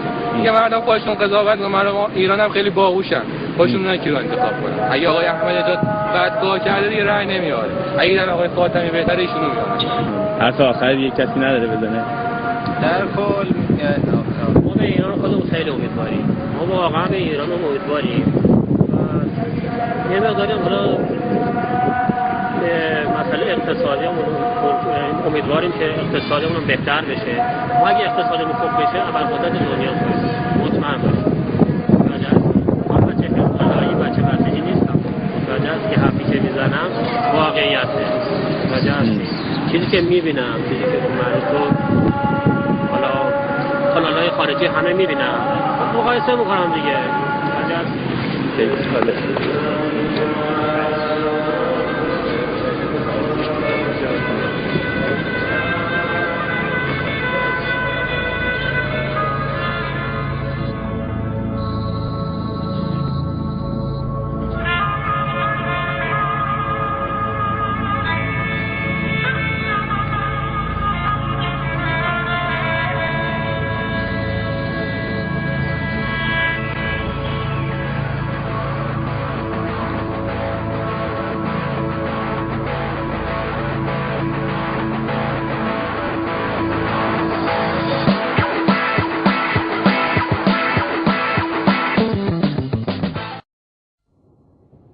I just finished the editing of my film and I was supposed to leave Tehran tomorrow, but they just called me today from the president's office and said that I can do an interview with President Ahmadi Nژاد, a request that I've put in a long time ago. I really don't have a list of questions with me as I wasn't prepared for this, but I'm going to have a very informal conversation with President Ahmadi Nژاد. Hopefully it will turn out to be a great one. Right over there is the presidential house. Hopefully it will turn out to be a great one.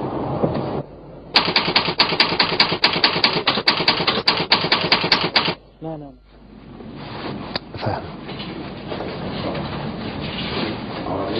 Sorry. سلام علیکم. چطوری زمان؟ حالت خوبه؟ خیلی ممنون. شما خوبه؟ خیلی ممنون متشکرم.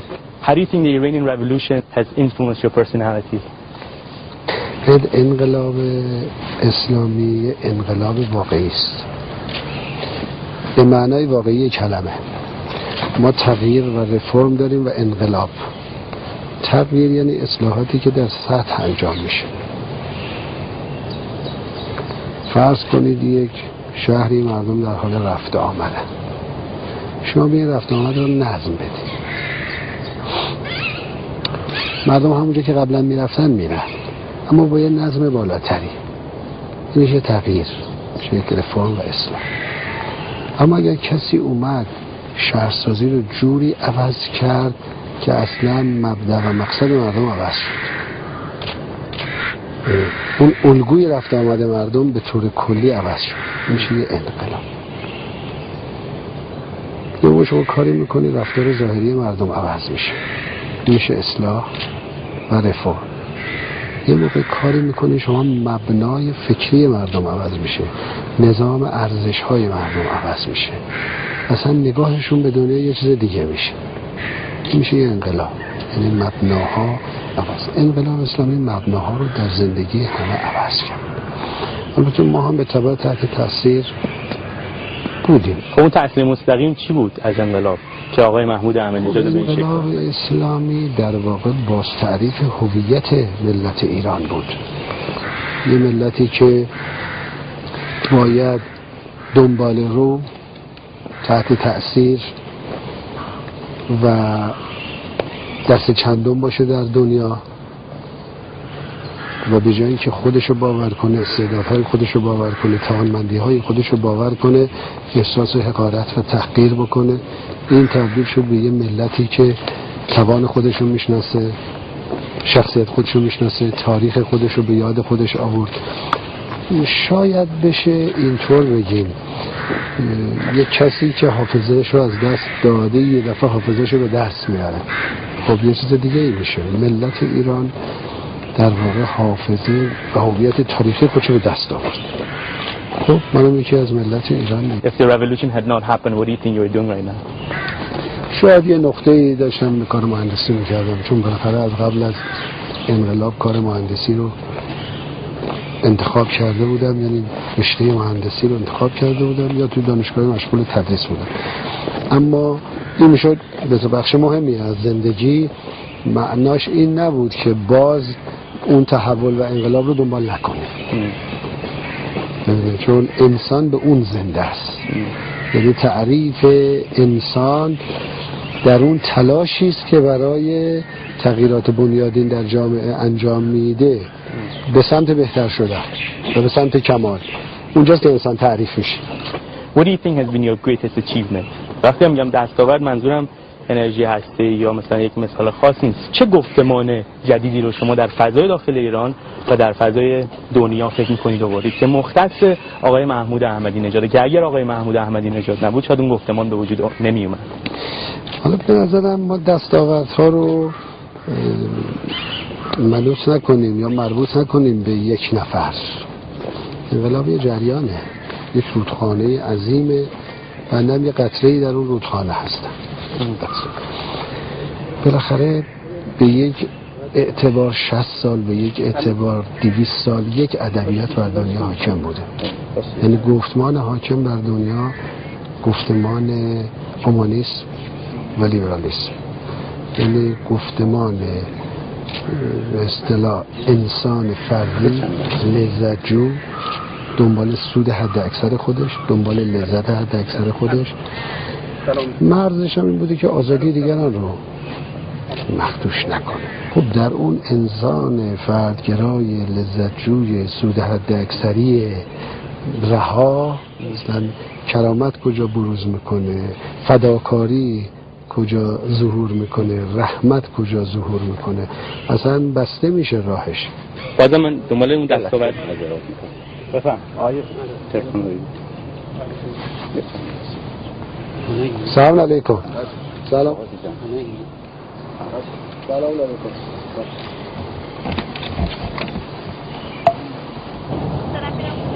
باشه بسیار خداحافظ. خب این وقتی که مبنای انسان رو بذاریم اون تعریف انسان لذتجوی سود حداکثری فردی، اون وقت یه جامعه‌ای درست میشه که مبنای ماندن افراد در تنازع برای بقاست. همه دنبال استیلان، همه دنبال حداکثر کردن منافع خودشونن. این میشه ریشه کینه ها، جنگ ها، تبعیض ها، فاصله ها. یه دنیای درست میشه که خودشون میگن یه قسمتی برخوردار، یه اکثریتی فقیره. یه عده اصلا خودشون رو صاحب دنیا میدونن و برای خودشون هر حقی بالاتر از حتی قانون قائلن. بعضیا هیچ حقی ندارن. یه عده محترمن، یه عده اصلا هیچ احترامی ندارن. اون وقت ادبیات میشه ادبیات تحکم، ادبیات زور، ادبیات قدرت. خب این باید عوض شه. الان ادبیات چیه تو دنیا؟ حتی اونایی که دنبال زورگویی بودن دیگه جرئت نمیکنن بگن ما دنبال، حتی جرئت نمیکنن بگن ما حق اضافه داریم. اونها میگن بله عدالت، احترام، کرامت، انسانیت. این اون تغییری است که اتفاق افتاد. یعنی ادبیاتی که از تحکم و بی احترامی به ملت ها و اینکه عده‌ای خودشون رو صاحب حقی بدونن که هر کاری دلشون میخواد بکنن، این چرخید. حتی اونایی که در دلشون نیتشون عوض نشده میخوان همون قبلی باشن، اما برای اینکه باشن و حتی اون نیت ها رو جاری کنن باید یک رفتار جدیدی از خودشون نشون بدن، حرفای جدیدی بزنن. اصلا و این آقای احمدی نژاد تو دنیا یاد نه این ملت ایران انجام بده. حالا یه سوالی که سخت میشه، بزرگترین نقد شما به آقای احمدی نژاد چیه؟ بزرگترین نقد اصلا احمدی خودش نسیه است. نقد نیست، ولی چیزی هست که خودتون هستش، ولی بالاخره من باید خودم بهش توجه کنم. آقای احمدی شما معمولا وقتی از غرب صحبت میکنید ازش به عنوان یک نظام سلطه یاد میکنید که زورگوه و دنبال تحکمه. من تو غرب بزرگ شدم و غرب اونقدرم که شما میگید بعدی نیست. Is there anything about the West that you would admire? ببینید ما وقتی میگیم بعد منظورمون اون بخش سلطه است، نه مردم. ما مردم رو از نظام سلطه تفکیک میکنیم. مردم همه جا خوبه، همه جا خوبه. متن مردم دنبال سلطه‌گری نیستن، دنبال بد اخلاقی نیستن.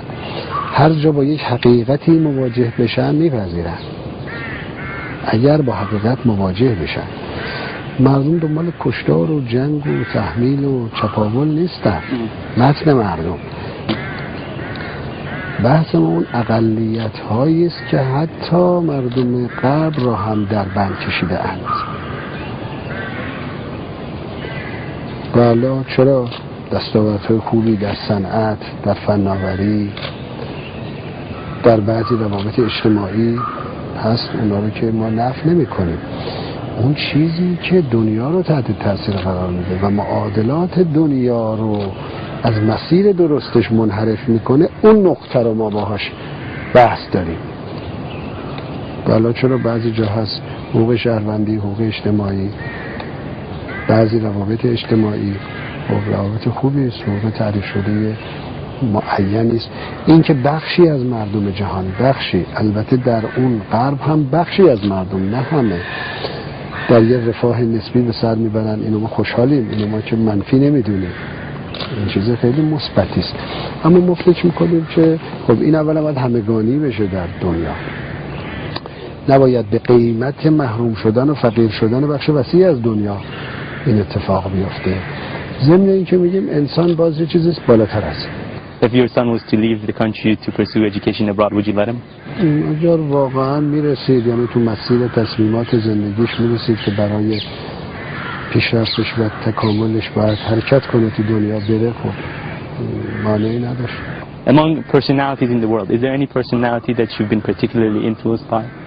خب زیادن که من دنبال ایران اون یکی دو تا شخصیتی هست که شما نگاه میکنید میگید من در ایران که امام بالاترینه، امام آیت الله مطهری که باشون استفاده کردم.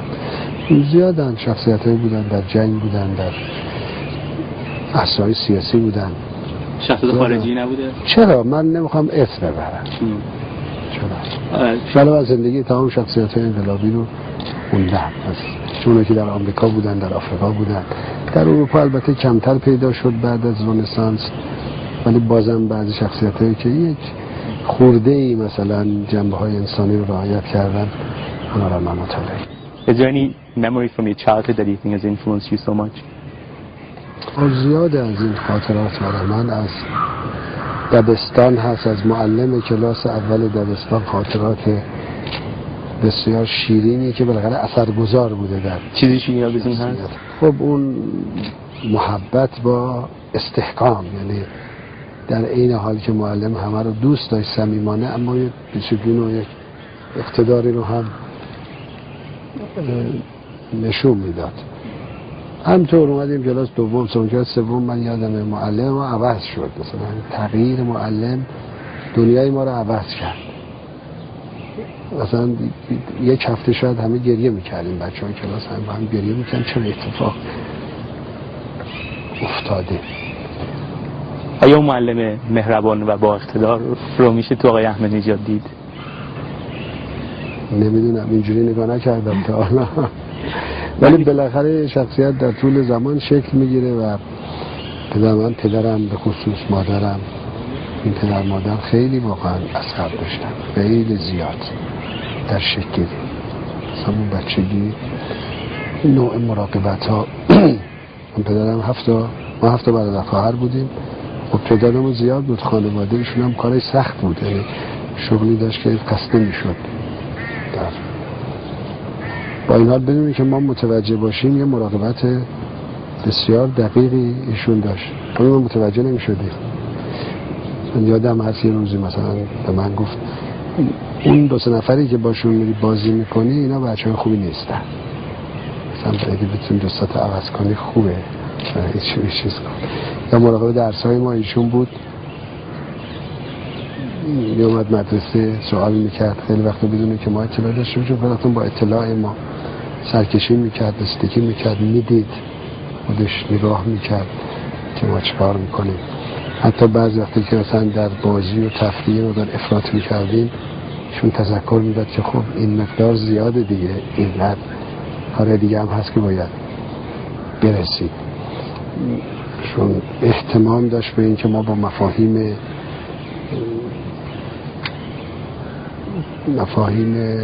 مذهبی و مفاهیم الهی آشنا بشیم. منتها هیچ وقت هیچ فشاری پشت سرمون نبود که فکر کنیم یک فشاری هست که ما حتما باید این فشار رو تحمل بکنیم. نه، همیشه فضایی باز میشد که احساس میکردیم این فضای مناسب. البته ورای اینها اون استحکام پدر خیلی برای من مهم بود.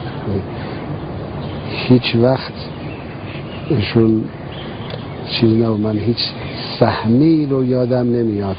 حالا 47 سال، حالا اگه 2-3 سالگی ما بگیریم که آدم میفهمه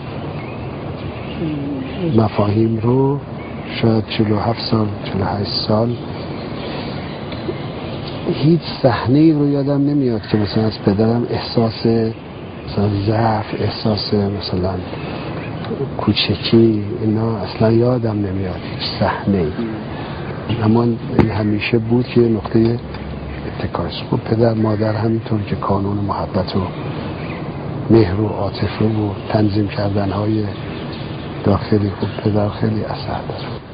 تو رابطه ایران و آمریکا شما همیشه گفتید که ما منتظریم که ببینیم آمریکا چیکار میکنه. الان یه نوبت آمریکاست یه جورایی، منتظر اون first step هستیم. What is that very first step that President Obama should take to be considered the first step to reconcile the Iranian-American conflict? یه رازه دیگه. این رازه اگه بخوام بازش کنیم دیگه. باشه. اگه این فیلم در مقاطع شما رو نقد بکنه، شما موضعتون درباره این چی خواهد بود؟ بعد ببینیم اگه نقدی باشه وارد باشه که چیزی به ما اضافه بکنه که خب تشکر میکنیم.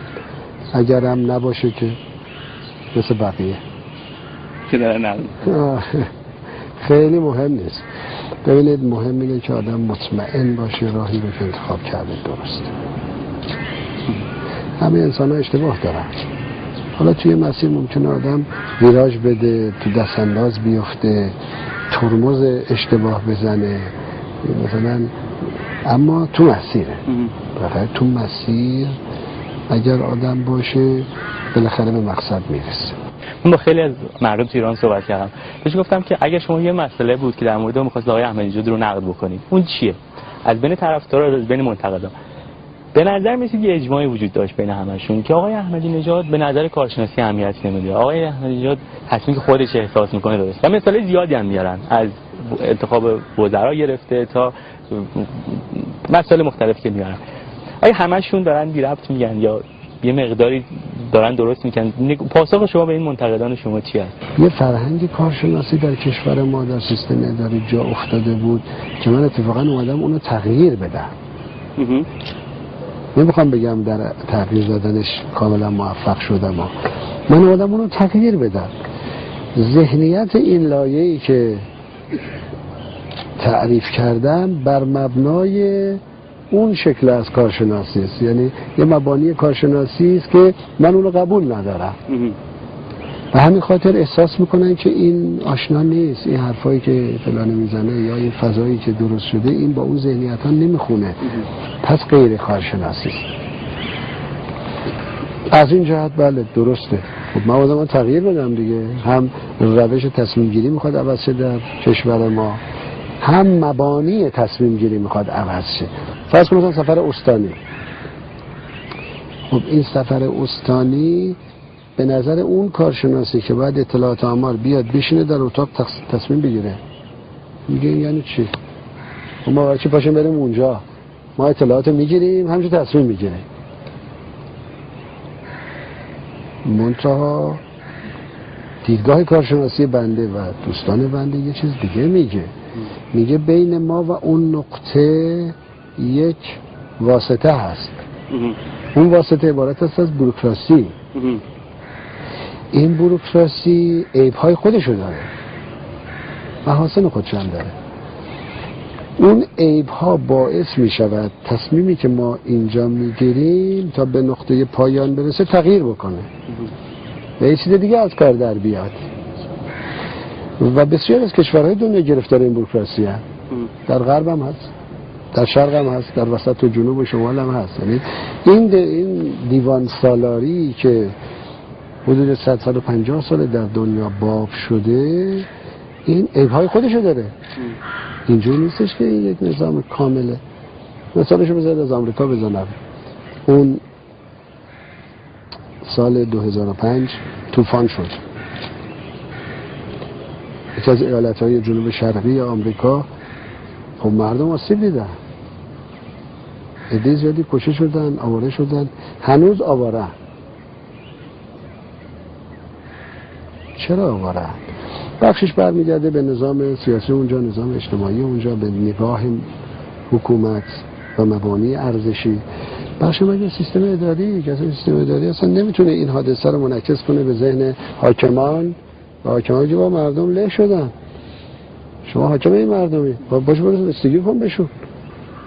ما در سفر استانی اومدیم مانو دور زدیم. خب نظام بوروکراسی رو یهو نمیشه عوض کرد. چیزی نیست امروز تصمیم بگیم خب تمام این چرخش کارا فردا از اون ور بچرخه.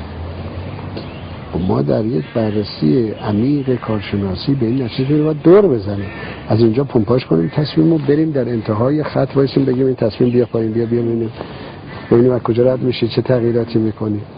خب یه نظر کاملا علمی و کارشناسی است، اما با مبانی کارشناسی که قبلا تعریف کردم سازگاری نداره.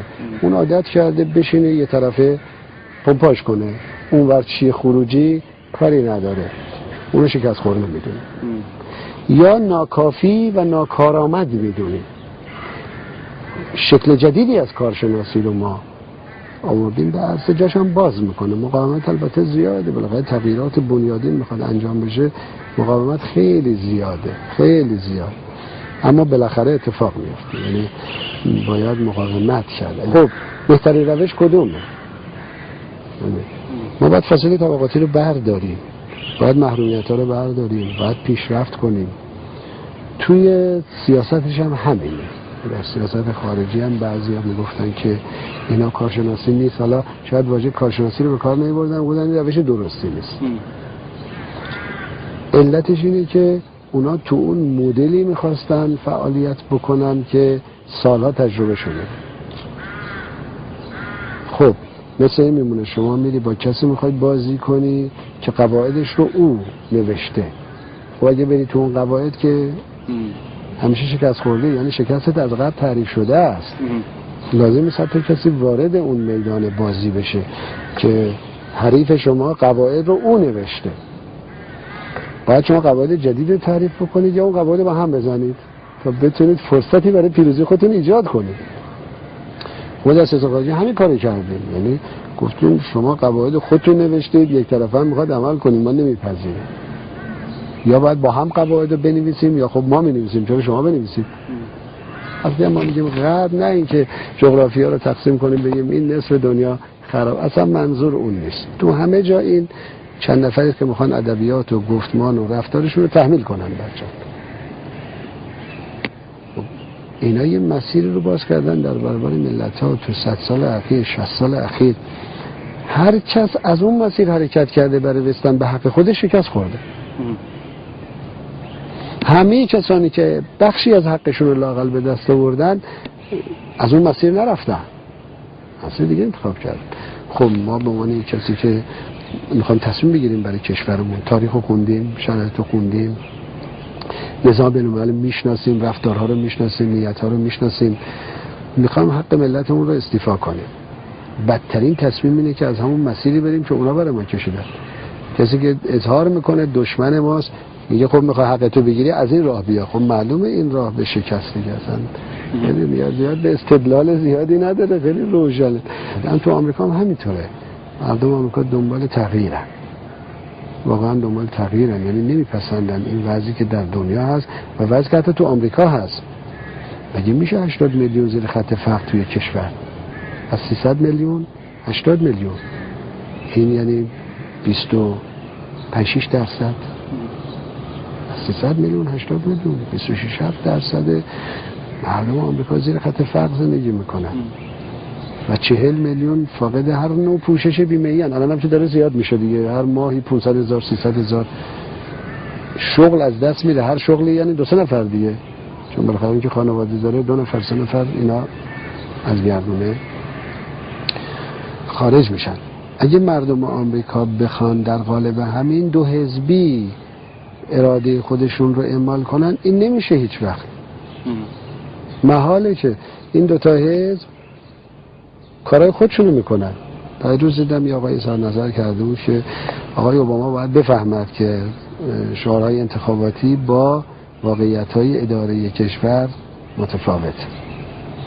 معناشون اینه که این دوتا حزب ساختاری درست کردن که خارج از منافع اونها کسی نمیتونه کار بکنه. خب حالا مردم آمریکا شاید یه تصمیم بگیرن خارج از منافع این دوتا حزب، چجوری میتونن اعمال کنن؟ بیان بدن به خود همین حزبا بگن عمل کن. خب اون که نمیکنه که. چون که دیدیم بارها رؤسای جمهوریه حرفی زدن، بعد که اومدن سر کار یه کارهای دیگه کردن، اصلا رفتن توی دنیای دیگری. حتما باید تغییر بکنه این شکل تا خواسته مردم محقق بشه. حالا یه کسی بیاد بگه آقا من این نظام دو حزبی رو نمیپذیرم، این مخالف آزادی مردمه، مخالف اعمال اراده مردمه، طبیعی است که اون دو تا حزب فریاد میزنن این غیر کارشناسی است، آقا این خلافه. خیلی ممنون. برنامه شما واسه بعد از اینکه در واقع ریاست جمهوری تمام بشه، 4 سال 1 ماه دیگه باشه، چه 4 سال 1 ماه دیگه باشه، چیه؟ میخواید بنیاد خیریه بزنید یا بنیاد خیریه باشی؟ برنامه‌تون چیه؟ معمولا رئیس جمهور دنیا از این کارا میکنه. خب من قبل از اینکه بیام اینجا خب کار میکردم، تو دانشگاه مشغول بودن، ضمناً کارهای خودم دنبال میکردم، کارهایی که مربوط به همون تغییر و تحول اساسی است، چه در داخل کشور چه در دنیا. خب اینا مطالعه دونیم آینده چی میشه، یواش یواش نمیدونیم چی میشه در آینده. پیام خاصی واسه مردم کانادا داری؟ دوستشون داری؟ دوستشون داریم. مردم کانادا مردم خوبی هستند، هیچ مشکلی هم بین مردم ایران و مردم کانادا هیچ وقت نبوده. هیچ وقت نبوده. یواش یواش یواش. با مردم آمریکا هم نبوده، یعنی هیچ وقت بین ملت ما و ملت آمریکا مشکلی نبوده. مردم کانادا که دیگه اصلا. سلام برسونید به همه‌شون. من برنامه دارم که 40 سال دیگه ان شاءالله مستندی درباره شما بسازم. 40 سال دیگه یعنی ما چند سال نه 40 سال دیگه شما 40 سال دیگه از من خبری نیست. خوشحال شدم. خیلی ممنون. ان شاء الله موفق. I just finished my interview with President احمدی نژاد. I really didn't have a list of questions with me, so I just went along and followed my gut and asked the kind of questions that I thought were interesting to me.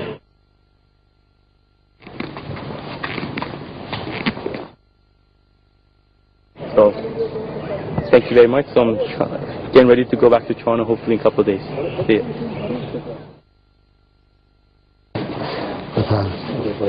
بفرمایید.